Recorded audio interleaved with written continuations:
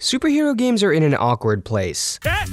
He said it! He said it! Do you guys remember how a few years ago when Spider-Man PS4 was getting set to release, we were hearing a lot about how Marvel was trying to create more games and collaborate with more studios and maybe even have its own gaming universe? And with DC already having the Arkham games under their belt and Spider-Man's eventual release doing incredible financially and critically, it really did feel like a new dawn for superhero games, a takeover similar to what's happened in the film industry. But in the 7 years since that reveal, we've gotten a pretty inconsistent slate of superhero titles and an even bigger mixed bag of announced projects. Insomniac seems to be in a league of its own right now, with 2 delivered Spider-Man games that sold an ungodly number of copies as console exclusives, plus they had the Wolverine game and another Spider-Man on the way. And then of course you have the fighting games, which have always been pretty rock solid, but past that we really start getting into the caveat section, the yes but games. Marvel's Guardians of the Galaxy was surprisingly solid and a lot of people generally enjoyed it, but it underperformed potentially because of the taste that Marvel's Avengers left in a lot of people's mouths not long ago. A game that fell flat in most areas, lost most of its player base very quickly, was never received well to begin with, and the team has now completely abandoned it. Midnight Suns has been met with a lot of love as well, but it's in a niche genre. Marvel Snap is doing big numbers and people seem to really enjoy it, but it's a mobile game. And Gotham Knights was terrible, but it was also horrible, and it was very unsuccessful, but nobody liked it. Furthermore, it was labeled as a war crime under the Geneva Convention. Others that have been announced also come with big question marks. Iron Man is being developed by Motive, who made the recent Dead Space remake everybody loved, but as a bigger IP with plenty of potential for predatory live service elements, people are worried about EA's involvement with that project. Amy Hennig's Black Panther and Captain America game sounds promising, but it's coming from a brand new dev team and Hennig's last writing credits were on Forspoken. Wonder Woman could be cool, but Monolith Productions' last game in Shadow of War was a hot mess with tacked on microtransactions, and the soon-to-release Suicide Squad Kill the Justice League was bombarded with hate in its last showing after people got a look at the battle passes and loadout screens and gameplay loop that felt very disconnected from what these characters should be. The devs that are collaborating with Marvel and DC are very high-profile, very well-respected developers, but these games just haven't found their footing, and it's a bit unclear when they will. I feel like most people think the solution here is that more studios should just make single-player superhero games instead of turning them into live services. That's the answer. There you go, I've solved the problem. Make me the CEO of gaming. What's next? World hunger? Give everyone more food. Next. This shit's too easy. But honestly, I really don't think that's the fix here. Yes, single-player superhero games are usually great. If we had more single-player superhero games, the world would be a better place. Be it comic heroes or original IPs like Infamous, Prototype, and Gravity Rush, I've enjoyed a lot of solo superhero games. I also think there's a lot of room for exploration for genres and formats that we really haven't gotten into, because right now most of what we've seen has just been open-world melee games. I don't want all superhero games to be open-world melee games. I think that works sometimes, but I hope Wolverine is linear, for example. And then I want a Nightcrawler stealth game, a grounded Punisher third-person shooter. We'll never get this, but I want to see indie collabs where you could do a My Friend Pedro-style Deadpool game or a side-scroller with literally any superhero. That'd be so cool. So yes, we need more single-player superhero games. I think they're always fun, and there's so many genres they haven't intersected with.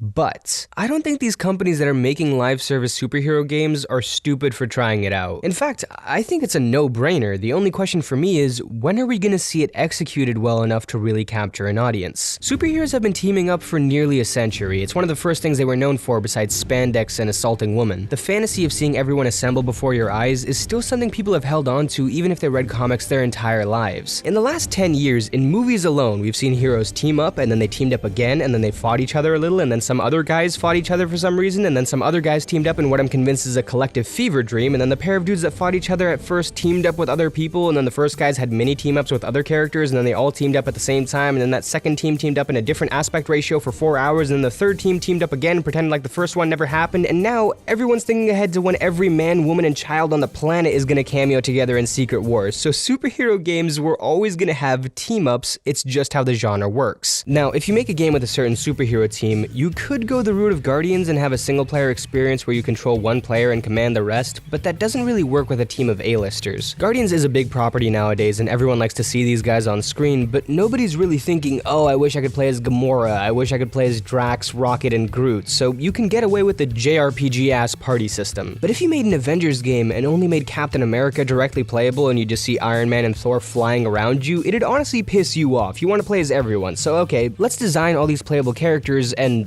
what? Make it fully single player? You have all these characters to choose from, they all have their own progression, and you won't even open the opportunity for co-op? It just makes sense to have that feature, not only from a business perspective since one friend having the game encourages others to buy it, but even as a consumer you'd be like, yeah, this would be fun if my friends were playing as the other heroes, that sounds awesome. But then are you really gonna have a massive online co-op game with a definite end and no extra content when it's done? If the game's good, people are gonna want to keep coming back and do superhero raids and keep teaming up. Hell, even if the game's bad. I know people who actually like Gotham Knights, I know, take a minute to soak that in, but they were bummed that WB Montreal moved on from it once it launched. They wanted more content updates to play with their friends, so okay, offer lengthy post-launch content and yeah, alright, now it's a full-on live service. I understand the reservations around this type of game, but I do think their existence is inevitable, and not just because of corporate greed. Honestly, this is the style of game that best suits large ensemble superhero teams. That said, it's abundantly clear that live service games have a serious image problem. Suicide Squad Kill the Justice League isn't out yet, but a lot of people turned on it the second they realized it was a live service title. The first shoe that dropped for this game was when a leaked screenshot came out of the live service UI, and people went nuts. They were so upset. And then the second shoe slammed down quickly after when a full overview of the gameplay and live service elements were outlined in a state of play. People definitely had conflicting thoughts on the gameplay, but the driving force in this whole hate parade was definitely the fact that it's a live service title. That's what riled people up before they even saw this breakdown. And part of that can also be attributed to this game being made by a beloved studio, one that created the Arkham games and hasn't released anything in 8 years, so some people might see this as wasting a great developer on a cash grab project. And I get that, but I find myself in a weird position where I kinda don't care about live service games like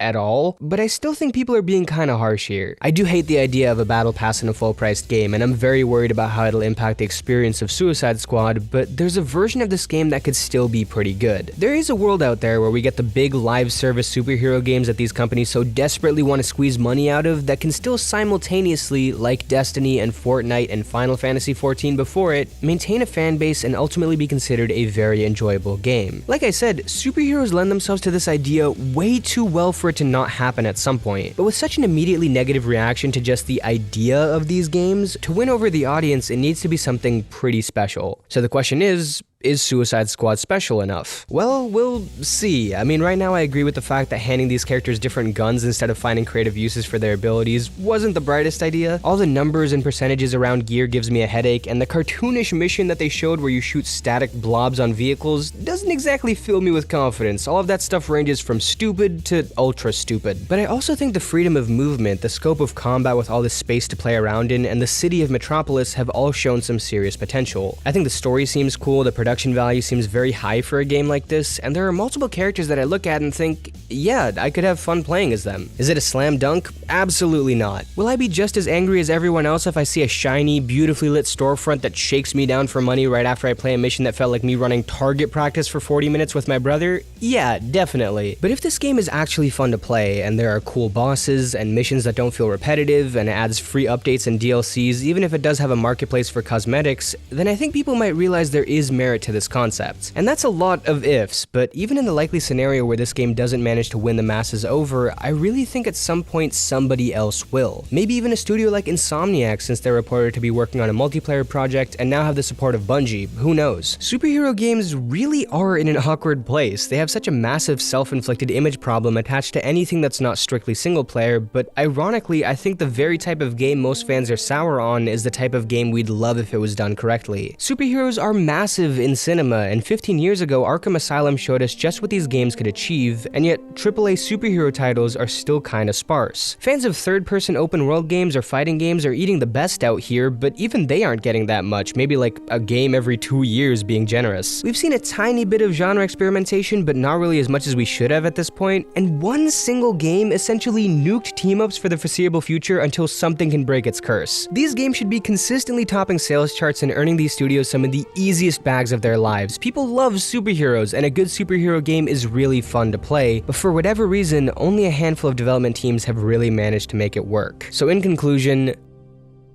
bring back Infamous, you cowards.